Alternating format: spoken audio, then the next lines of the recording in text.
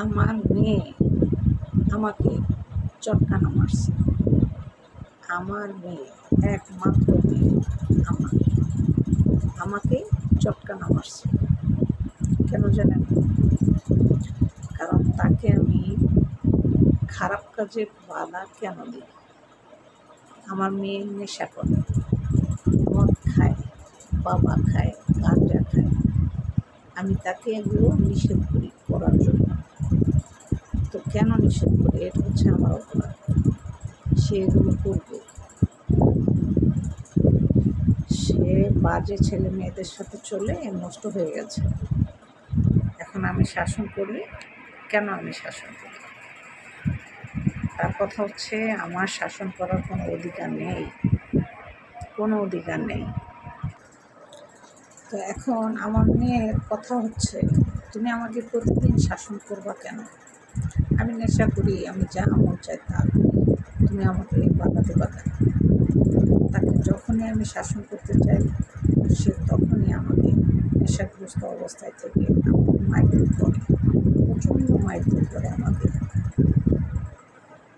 এক পর্যায়ে একবারে হাতের আঙুল ভাঙিয়ে ফেলেছে, আমার হাতের হাড় ভেঙে ফেলেছে। আমি এমন যদি চিকুন মারছি, বলছি যে আল্লাহ এরকম সন্তান যেন আল্লাহ কারো দুশ্মনেরও না দেয়। আমি বলছি নিজের মেয়ে হয়ে নিজের মেয়েকে কষ্ট করে ২ বছর ২২ বছর বড় করলাম সুখের মধ্যে, আর সেই মেয়ে আমাকে মারে। তাকে চিন্তা করছেন? ছেলে মেয়ে পাইলা মানুষের কী লাভ? আজকাল ছেলে মেয়ে পাইলা কোনো লাভ আছে? ছেলে মেয়ে যদি বাবা মাকে মারে, কষ্ট দেয়, এই কষ্ট রাখা পৃথিবীতে আর কোনো জায়গা আছে? বলেন। পরে বলছি তোর মতো মেয়ের আমার দরকার নেই। পরে মেয়েরে কিছু ঘুমের ওষুধ খাওয়াইয়া মেয়েকে থানায় নিয়ে রেখে আসছি। কারণ মেয়ে ঘরের জিনিসপত্র ভাঙে, উল্টাপাল্টা করে, গালাগালি করে, নেশা খাইতে না পারলে মেয়ে আমাকে মারে, মারধর করে। তা আমি কী করবো? পরে আমি তাকে ঘুমের ওষুধ খাওয়াইয়া থানার ভিতরে রেখে এসেছি। আমার তো বাঁচতে হবে, আমার টাকা পয়সা সব সে উড়াই দিতেছে, আমার টাকাও তো রক্ষা করতে হবে। তখন তাকে আমি থানায় বলে দিচ্ছি, এবার থাক কেন করি? মার কাছে বিলাসিতায় আসছি, তো ভালো লাগে না। এখন থানায় নোনার ভাত খাবি আর জেলখানায় পড়ে থাকবি, এটাই হতো উত্তম বিচার।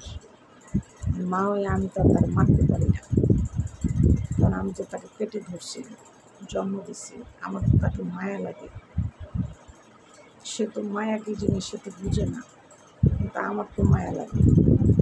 এই জন্য আমি ঘুমের ওষুধ খাওয়াইয়া রাত্রেবেলা গাড়ি দিয়ে নিয়ে একবারে থানায় গিয়েছি। পুলিশে জিজ্ঞাসা করে, কী হয়েছে, আপনি নিয়ে আসছেন কেন, কী সমস্যা তার? বলে মেয়ে ড্রাগস নেয়, মদ খায়, গাঁজা খায়, বাবা খায়, এই জন্য মেয়েকে থানায় দিয়ে গেলাম। ৬ মাস রাখেন আপনারা, ওর যত খরচ আমি দিব। চিন্তা করেন, কষ্ট করে মাইয়া পালছি, সেই মেয়ে আমার বলে। আপনারাই বলেন ওই মেয়ের কী সাজা উচিত? আমি তো তাও ভালো মা দেখে তাকে থানায় ঢুকাই দিয়েছি। অন্য সময় তো মানুষের তারা খুন করলে হইল, এখন ডাইরেক্ট খুন করে মাইরা গাতায় নিয়ে হালাই দিয়ে আসলো। এই গল্পটা আমার না, এই গল্পটা হচ্ছে আমার পাশের বাড়ির ভাবির। ভালো থাকবে, ছেলে মেয়েকে চোখে চোখে রাখবেন, তারা কি করে না করে একটু খেয়াল রাখবেন। আজ এ পর্যন্ত, ভালো থাকবেন, আল্লাহ হাফেজ।